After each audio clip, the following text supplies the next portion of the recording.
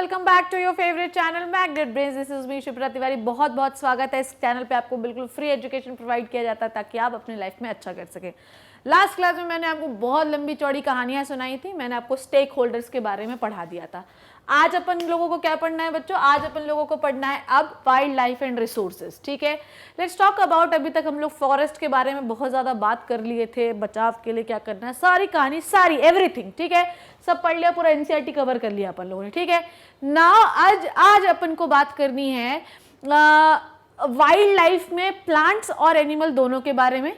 Life in any form, plant और animal which exist in its natural habitual is called as wild life. ठीक है, तो कोई भी, चाहे वो प्लांट हो चाहे वो एनिमल हो, अगर वो अपने वातावरण में, मतलब अपने नेचुरल जहाँ उसको रहना है वो वहीं रह रहा है, जंगल में ही शेर रहेगा, ठीक है, ऐसा नहीं होगा कि तुम्हारे घर पे रहेगा। तो अगर वो जंगल में रह रहा है, बड़े बड़े प्लांट जंगल में उग रहे हैं, तो ये उनका नेचुरल हैबिटेट है and it is called as wild life. ठीक है, अब क्या कारण है वाइल्ड लाइफ का डिप्लीट होने का? ठीक है, सबसे पहले अपन को ये समझना है कि क्या कारण है कि सब कुछ डिप्लीट हो रहा है। ठीक है, सबसे पहले देखें डिफॉरेस्टेशन, मेजर यूज। ठीक है, अपन लोग अर्बनाइजेशन कर रहे हैं। ठीक है, अपन लोग इतनी सारी कॉलोनियां बना रहे हैं, जहां देखो वहीं कॉलोनी दना दन बने जा रहे, तो अपन ऑब्वियसली वहां के पेड़ कटेंगे। ठीक है, कल्टीवेशन, डैम बनाना है, बिल्डिंग बनाना है, रोड बनाना है, इंडस्ट्रीज बनाना है, कुछ भी बनाना है। जब आप बनाते हैं ना तो ऑब्वियसली डिस्ट्रक्शन आप करते हैं। अगर आपने कोई लंबी चौड़ी 50 फ्लोर की बिल्डिंग खड़ी कर दी है ना, तो उसके एवज में आपने कम से कम जो है तो 100 पेड़ों का बलिदान दिया है। ये चीज़ अपने को याद रखना है। अगर आपको कोई बड़ा डैम बनाना है तो उसमें तो इंसानों के भी बलिदान हो जाते हैं, पेड़ क्या बहुत बड़ी चीज़ है। ठीक है, तो ये चीज़ अपने को याद रखनी है।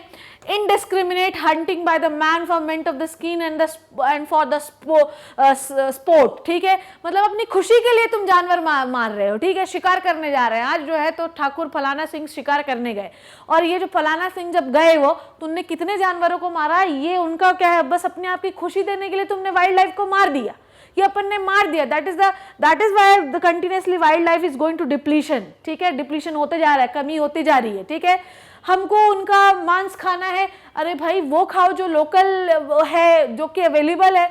अब वाइल्ड लाइफ में जंगली कुछ चीज खाने के लिए अपन उनका हंट करेंगे, उनको मारेंगे, तो ऑब्वियसली वो डिप्लीटेड होंगी।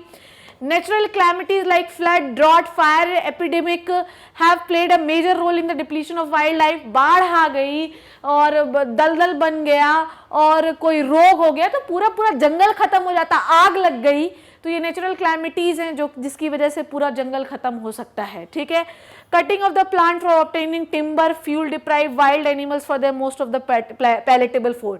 तुम अपनी जबान के टेस्ट, पैलेटेबल फूड का मतलब ही होता है अपनी जबान के स्वाद के लिए तुमने जंगली जानवरों को मार दिया, और मारने के बाद तुम बहुत खुश हो गए। कुछ सालों बाद तुम्हें यही पता चलेगा कि अब वो जानवर इस धरती पे पाया ही नहीं जाता। ठीक है, तो अपने टेस्ट के लिए हम लोग कंटिन्यूसली जानवरों को मारते रहते हैं, जिसकी वजह से वाइल्ड लाइफ कंटिन्यूसली डिप्लीट हो रही है। ठीक, हम कंटिन्यूसली पेड़ों को काटे जा रहे हैं विदाउट एनी फीलिंग। वो तो खैर प्लांट के लिए हम लोगों को है ही नहीं, क्योंकि अभी आपको मैंने बहुत लंबे चौड़े भाषण सुनाए, मैंने आपको बताया कि लोगों ने कैसे अपनी जान दे दी पेड़ों को बचाने के लिए, पर इसी तरीके की भावना जान नहीं दें, कम से कम प्रिजर्व तो कर ही सकते हैं। ठीक है, so these are the n number of region जिसकी वजह से आपका फॉरेस्ट वाइल्ड लाइफ जो है वो डिप्लीट होता जा रहा है। ठीक है, नाउ वाइल्ड लाइफ की जरूरत क्या है? चलिए सबसे पहले हम देखें वाइल्ड लाइफ क्या जरूरत है। सबसे पहले किसी भी वाइल्ड लाइफ की जरूरत हम लोगों को टूरिज्म के लिए होती है। ठीक है, टूरिज्म जो है, इंडियन टूरिज्म में बहुत पैसा है। ठीक है, बहुत पैसा है, बहुत इनकम होती है, बहुत इकोनॉमी बड़ी है इसकी, बहुत सारा टैक्स इसके साथ इंडियन गवर्नमेंट के पास आता है, और टैक्स आएगा तो ऑब्वियसली जो है तो आपकी इंडियन गवर्नमेंट स्ट्रांग होगी और आप भी स्ट्रांग होंगे। ठीक है, बायो का पार्ट नहीं है ये, पर फिर भी एक्स्ट्रा इन्फॉर्मेशन है। ठीक, सो वाइल्ड लाइफ जो है, इसे कमर्शियली हम इससे पैसा कमा सकते हैं, जिससे टैक्सेशन अच्छा होगा और आपकी गवर्नमेंट स्ट्रांग होगी। ठीक, वाइल्ड लाइफ जो है ये natural balance of the environment के लिए बहुत ज़्यादा ज़रूरी है। अगर इंसान है ना तो जानवर होना ज़रूरी है, और जानवर है तो पेड़ होना ज़रूरी है। तो कुल मिला के we are making a cycle. हम क्या बनाते हैं? एक चक्र बनाते हैं। अगर इंसान है, अगर वो इंसान सबको मारेगा ना तो एक दिन इंसान खुद भी मरेगा, ये चीज़ याद रखिएगा। तो हर चीज़ एक दूसरे से इंटरडिपेंडेंट होती है। आप लोगों ने फूड वेब, फूड चेन दोनों चीज़ें पढ़ी। मैंने आपको क्या बताया कि कोई एक चीज़ भी खत्म हो जाती है ना तो आपका इकोलॉजिकल बैलेंस हिल जाता है। तो इसलिए आपका एक natural balance, ecological balance, environmental balance के लिए वाइल्ड लाइफ मतलब फॉरेस्ट और उन वहाँ पे रहने वाले जानवरों का होना ज़रूरी है। Wild life is the symbol of natural pride and represent the cultural heritage. ये बिल्कुल सही बात है, ये बिल्कुल सही बात है। जो है तो चंदन के जंगलों को लोग बिल्कुल छाती चौड़ी करके बताते हैं कि हमारे यहाँ पे तो चंदन के जंगल होते हैं। तो ये नेचुरल प्राइड है, हमारा गुरूर है, ठीक है। आपका जो है जब आपके यहाँ वो पाया जाता है, बाघ पाया जाता है, ठीक है, जब आपके यहाँ लायन पाए जाते हैं, इतने अच्छे अच्छे जो है तो एनिमल्स है, तो आप बिल्कुल इंडियन गवर्नमेंट, इंडिया वाले जो होते हैं बोलते हैं हम इंडिया से हैं, हमारे यहाँ तो ये मिलता है, ठीक है। तो आप इतना प्राइड क्यों है? क्योंकि आपका हेरिटेज है, ठीक है, okay. Since the wildlife is renewable source of the large variety of commercial products like food fur, lark, musk leather, feather, ivory medicine, ठीक है। तो बहुत सारी चीज़ें इससे हमको मिलती है और ये रिन्यूएबल भी है, तो इसकी चीज़ें लो ना, इसे क्यों काटना है, ठीक है। वाइल्ड लाइफ में एक बहुत ही प्यारा हाथी और एक बहुत ही प्यारे जंगल का फोटो लगा हुआ है जो ये बताता है कि किसी भी वाइल्ड लाइफ को आपको बनाना है तो वहाँ के जानवर भी आपके साथ होने चाहिए और वहाँ पर उगने वाले पेड़ पौधे भी आपके साथ होने चाहिए, ठीक है।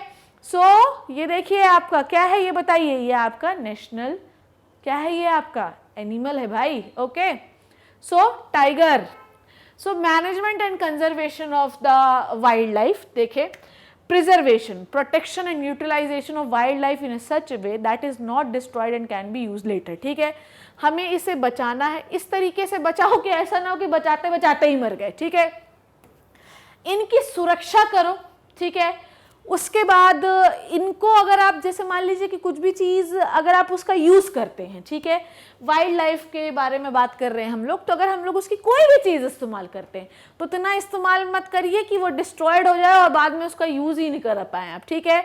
नेक्स्ट, कंजर्वेशन मेजर क्या होने चाहिए? बहुत सारे मेजर्स हम लोगों ने बनाए हैं, जैसे कि Indian board of wild life in 1980 मार्च में लॉन्च किया एक national wild life action plan for the conservation of the wild life in India, ठीक है। तो उन लोगों ने शुरू किया 1985 में। 1985 में वाइल्ड एक्शन प्लान जिसके तहत हम लोग जितने भी जानवर वहाँ रहते हैं उसको अपन को प्रिजर्व करके रखना है, ठीक है। National wild life action plan, the survival of man is dependent on the survival of animal and the planet life, ठीक है। ये इंदिरा गांधी ने कहा था, इंदिरा गांधी जी ने कहा, ये जो वाइल्ड लाइफ एक्शन प्लान है, ये जो इमेज है ये 2016 के आसपास की इमेज है। उन्होंने कहा कि अगर इंसान का सर्वाइवल आप चाहते हैं तो उसके साथ साथ जानवरों का भी सर्वाइवल होना चाहिए। अगर जानवर नहीं है तो इंसान भी नहीं होगा, बिकॉज वी आर इंटरडिपेंडेंट, ठीक है। Establishment of the protected area, अब अगर आप चाहते हैं कि इन्हें बचाया जाए, लुक एट हर और him, isn't it so beautiful. मुझे पता है कि ये तुम्हें खा सकता है, ठीक है, पर अगर ये तुम्हें नहीं खाता तो तुम इस जानवर को देखो कि कितना सुंदर है ये, ठीक है। तो अगर हम चाहते हैं कि इनका प्रोटेक्शन हो तो हमें एक प्रोटेक्टेड एरिया बनाना बहुत ज़रूरी है, इसलिए हमने बहुत सारे एरिया बनाए, जैसे जू बनाई, सेंचुरीज बनाई, सारी चीज़ें, ठीक है। तो ये देखो ध्यान से, वाइल्ड लाइफ रिसोर्सेज कौन कौन से हैं, देखो ये क्या है, वुडपेकर है, एक आपके पास बहुत ही अच्छा डियर है, बहुत सारे वेजिटेशन है, बियर है, it is the resources of wild life, ठीक है। Now let's talk about the conservation, ठीक है, कि कंजर्वेशन कैसे आप वाइल्ड लाइफ का करेंगे। द कंजर्वेशन के बारे में समझिए, पहले हम लोगों ने वाइल्ड लाइफ समझा, फिर हम लोगों ने समझा कि किस तरीके से वाइल्ड लाइफ का लॉस हो रहा है, फिर हमने एक्ट के बारे में पढ़ा कि कौन कौन से एक्ट होते हैं, कौन सा एक्ट था वाइल्ड लाइफ कंजर्वेशन का, ठीक है। आज पहले अब अपन लोग समझ लेंगे कंजर्वेशन है क्या, ठीक है।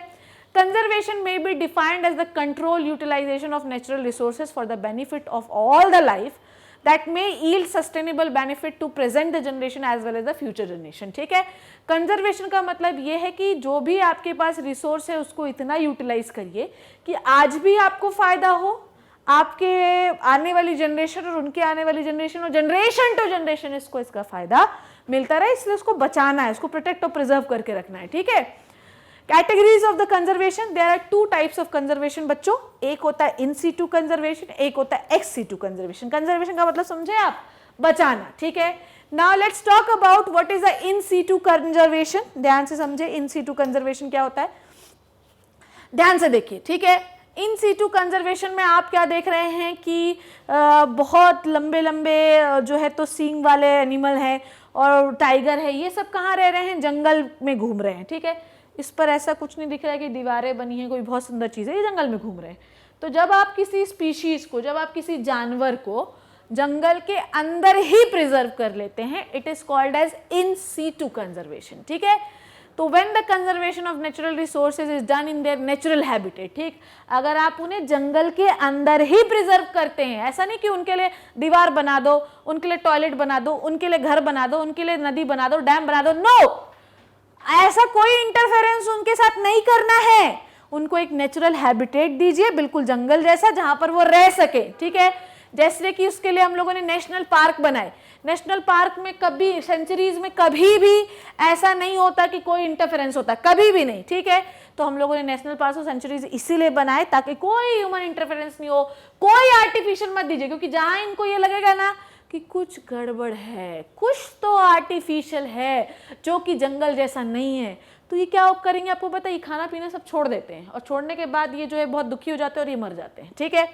Now ex situ conservation, when the conservation of natural resources is done outside in their habitat, ठीक है, समझ में आई बात। मतलब आपने उनके लिए एक एरिया बना दिया, देखो ध्यान से देखो, एक एरिया बना दिया, सबको पैक कर दिया जाके, तो it is called as ex situ conservation. जैसे कि जू बनाते हैं हम लोग, बॉटनिकल गार्डन, छोटे छोटे गार्डन बनाते हैं, seed banks, pollen storage, tissue culture, मतलब आपने कुछ स्पेशल टाइप ऑफ प्लांट्स को बचाने के लिए उनका एक एरिया बना दिया, नर्सरी जिसको आप कहते हैं, कुछ स्पेशल टाइप ऑफ एनिमल्स को बचाने के लिए आपने जू बना दिए, बॉटनिकल गार्डन्स बना दिए, छोटे छोटे गार्डन जहां पर आप प्लांट्स को प्रिजर्व करके रखते हैं। तो वाइल्ड लाइफ इन सबको बचाने के लिए, वाइल्ड लाइफ मतलब जंगल में होने वाली जो भी लाइफ है, इट मे बी प्लांट और एनिमल, उनका कंजर्वेशन अगर आप किसी स्पेशल एरिया में करते हैं, it is called as ex situ conservation. Done.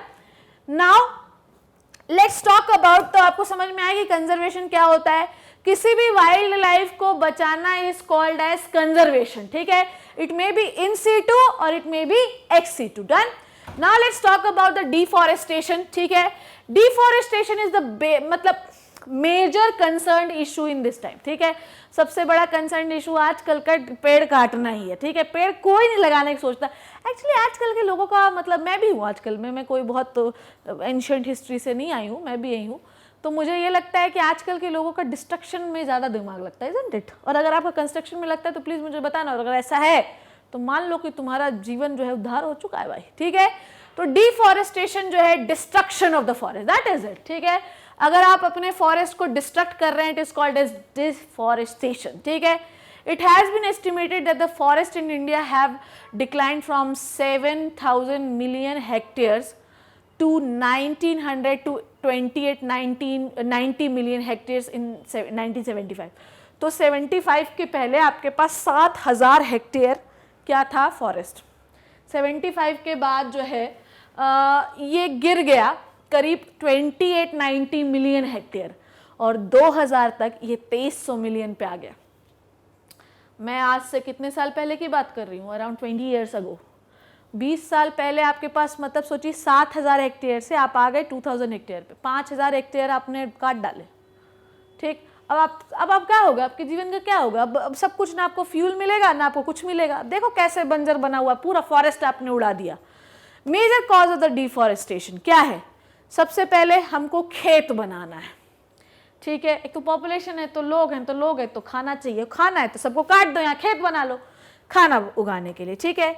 Industries वाले, कितने बार बताया मैंने, इंडस्ट्रियल यूज़ के लिए लोग काटे जा रहे हैं, टिम्बर बनाना है, बैट बनाना है, बॉल बनाना है, दरवाज़ा बनाना है, फर्नीचर बनाना है, ठीक है।